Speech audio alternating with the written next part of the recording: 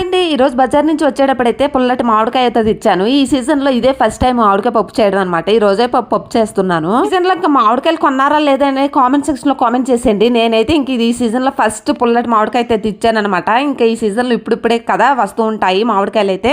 మామిడికాయ తెచ్చి ఉగాదికి అయితే చేస్తుంటారు నాకు తెలిసి. నేనైతే చేయలేదండి. ఇంక ఇప్పుడైతే తీసుకుని వచ్చాను ఫస్ట్ టైం. అందుకని మీకు షేర్ చేద్దాం అనేసి షేర్ చేస్తున్నాను. ఇంకా ఈ రోజు అయితే పప్పు అయితే కాస్తున్నాను కదా. పప్పు అయితే శుభ్రంగా 2-3 సార్లు కడిగేసి అందులో టమాటాలు, ఉల్లిపాయలు, పచ్చిమిర్చి కట్ చేసి వేసేసుకున్నాను.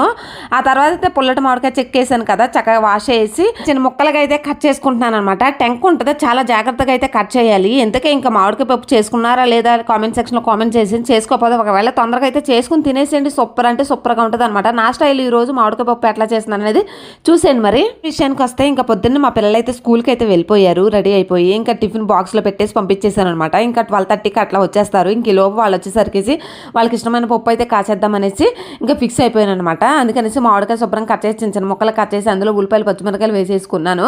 మామిడికాయ ముక్కలు కూడా కట్ చేసి వేసుకున్నాను కదా. మామిడికాయ ముక్కలు వేసి చింతపండు వేయకూడదండి. ఇంకా వేసుకున్నాకైతే మామిడికాయ ముక్కలు పసుపు, ఉప్పు, కారము, కరివేపాకు కొంచెం వేసుకొని వాటర్ కొంచెం కావాలితే వాటర్ వేసేసుకొని చక్కగా కుక్కర్ మూత అయితే పెట్టేసుకుని చక్కగా ఒక 3-4 విజిల్స్ ఒక 4-5 విజిల్స్ వచ్చేసినాకైతే ఇంకా మూత అయితే తీసేసుకోవాలి. వెంటనే మూత తీయకూడదండి. కొంచెం గాలంతా పోయినాకైతే చల్లారాక అప్పుడు క్యాప్ చేసి మూత కూడా తీసుకున్నాను. అందులో రసము సెపరేట్ చేసుకుని పప్పు, మామిడికాయ ముక్కలు, టమాటా ముక్కలు ఇలా పప్పు గుర్తుతో రుబ్బేసుకుంటున్నాను. రుబ్బేసుకున్నాకైతే చక్కగా అదే రసం అయితే ఇందులో కలిపేసుకుని పోపు అయితే పెట్టేసుకున్నాను అనమాట. ఫైనల్ పోపు కూడా రెడీ అయిపోయింది. ఇంకా వేడి పప్పు అయితే ఇంకా తాలింపు అయితే పెట్టేసుకున్నాను.